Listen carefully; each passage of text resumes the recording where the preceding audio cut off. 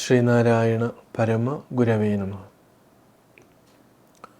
ഗുരുമാർഗത്തിലേക്ക് ഏവർക്കും സ്വാഗതം. ഗുരു 86-ാമത്തെ ശ്ലോകത്തിൽ വീണ്ടും നിത്യമല്ലാത്ത അനിർതമായിട്ടുള്ള ശരീരത്തെയും അതുമായിട്ട് ബന്ധപ്പെട്ട പലതിനെയും നമ്മെ ഓർമ്മിപ്പിക്കുകയാണ്. എന്താണ് സത്യമായിട്ടുള്ളത്, അസത്യമായിട്ടുള്ളത് എന്താണ്? അപ്പോൾ ഗുരു ശ്ലോകത്തിലൂടെ പറയുന്നത്, തനു മുതലായത് സർവം ഒന്നിലൊന്നില്ല അനിർദവും ആയതിനാലെ അന്യഭാഗം അനുദിനം അസ്തമിയാതിരിക്കയാലെ പുനരുത രൂപവുമായി പൊലിഞ്ഞിടുന്നു. തനു മുതലായത് സർവം, ഈ ശരീരം മുതലായവ എല്ലാം നമ്മൾ പരിശോധിച്ച് നോക്കിയാൽ ഒന്നിൽ ഒന്നില്ല. അത് ഒരു ശരീരത്തിൽ മറ്റൊരു ശരീരമില്ല. അനിർദവുമായതിനാലെ, കാരണം അനിർദമാണ്, അത് ഋതമല്ല, സത്യമല്ല. അതിനാൽ തന്നെ ഈ ശരീരം അന്യഭാഗം, ഇതിൻ്റെ മറ്റു വശം നമ്മൾ നോക്കുകയാണെങ്കിലോ ഈ ശരീരത്തിനകത്ത് കൂടിക്കൊള്ളുന്നത്, ഇപ്പോൾ ശരീരം സത്യമല്ല, ഇനി അതിൻ്റെ ഓപ്പോസിറ്റ് ഭാഗം നമ്മൾ നോക്കുമ്പോൾ ഈ ശരീരത്തിലെല്ലാം അനുദിനം എന്നും അസ്തമിയാതെ ഇരിക്കിയാലെ, അത് അസ്തമിച്ചു പോകാതെ ഇരിക്കുന്നത് കൊണ്ട് പുനരുത രൂപവുമായി പൊലിഞ്ഞിടുന്നു. അവിടെ സത്യമായിട്ടുള്ള ആ രൂപങ്ങൾ അല്ലെങ്കിൽ ശരീരം, അനിർദമായിട്ടുള്ള ശരീരം പൊലിഞ്ഞു പോകുമ്പോഴും ഋതമായിട്ടുള്ള അത് മാത്രമാണ് നിലനിൽക്കുന്നത്. അപ്പോൾ ദിവസവും പൊലിഞ്ഞു പോകുന്നു എന്ന് പറയുമ്പോൾ അത് ഈ വിചാരം കൊണ്ട് അസത്യമായിട്ടുള്ളതെല്ലാം അവിടെ പൊലിഞ്ഞു പോവുകയും സത്യമായിട്ടും ഉള്ളത് മാത്രം നിൽക്കുകയും ചെയ്യുന്നു.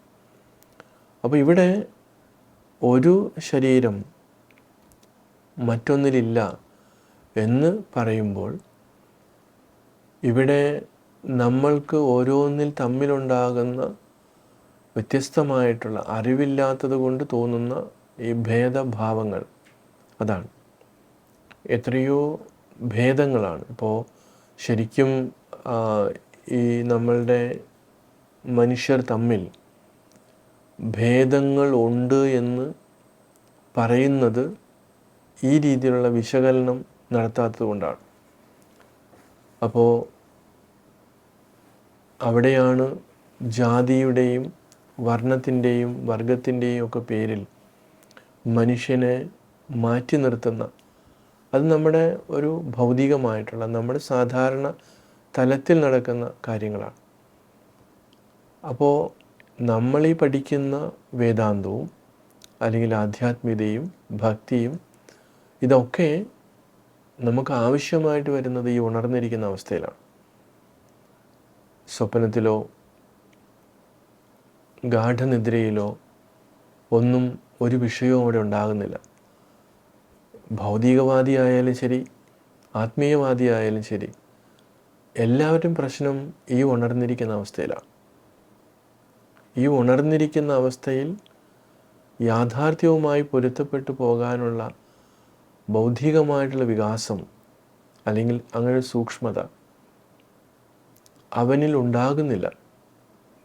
നമ്മളുടെ ഭൗതികമായിട്ടുള്ള വിദ്യാഭ്യാസവും ഈ ഒരു ഏകത്വത്തെ, ഇപ്പോൾ സമത്വം, സ്വാതന്ത്ര്യം, സാഹോദര്യം എന്ന് ആ ആശയത്തെ നമുക്ക് എല്ലാവരിലേക്കും കൊണ്ടുവരാൻ വേണ്ടിയിട്ടുള്ള പരിശ്രമം ഈ വിദ്യാഭ്യാസ രംഗത്ത് നടക്കുമ്പോഴും ഒരിക്കലും ആ രീതിയിലേക്ക് ഒരു സമത്വവും സ്വാതന്ത്ര്യവും സാഹോദര്യവും നിലനിർത്താൻ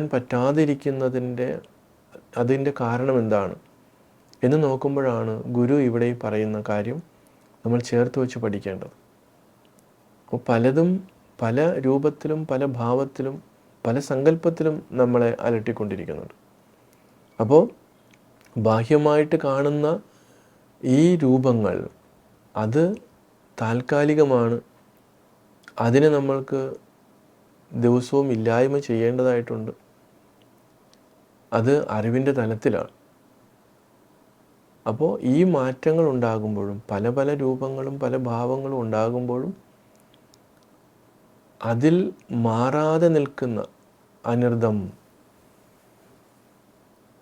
അനിർദ്ധമാണ് മാറുന്നത്, ഋതം മാറുന്നില്ല.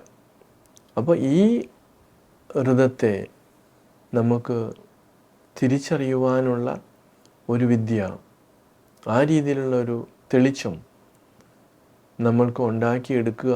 ആ സമയത്ത് മാത്രമേ ഒരു സോദരത്വേന വാഴുന്ന ഒരു മാതൃകാ സ്ഥാനത്തെ നമുക്ക് സൃഷ്ടിക്കുവാൻ സാധിക്കുകയുള്ളൂ.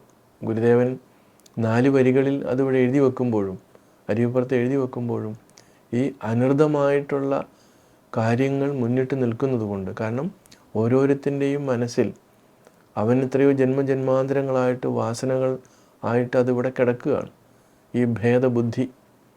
ആ ഭേദബുദ്ധിയെ മാറ്റണമെങ്കിൽ അതിശക്തമായ രീതിയിലുള്ള ഈ അറിവ്, ശരിക്കും ജ്ഞാനാഗ്നി അല്ലെങ്കിൽ ആ ജ്ഞാനമാകുന്ന വാള് ഒക്കെ ഉപയോഗിച്ചതിനെ കട്ട് ചെയ്ത് അത്ര തീക്ഷ്ണമായിട്ടുള്ള വാളായിരിക്കണം. അപ്പോൾ അങ്ങനെ വന്നാൽ മാത്രമേ നമുക്ക് ഇതിനെ ഇല്ലാതാക്കിക്കൊണ്ട് വരാൻ പറ്റുള്ളൂ.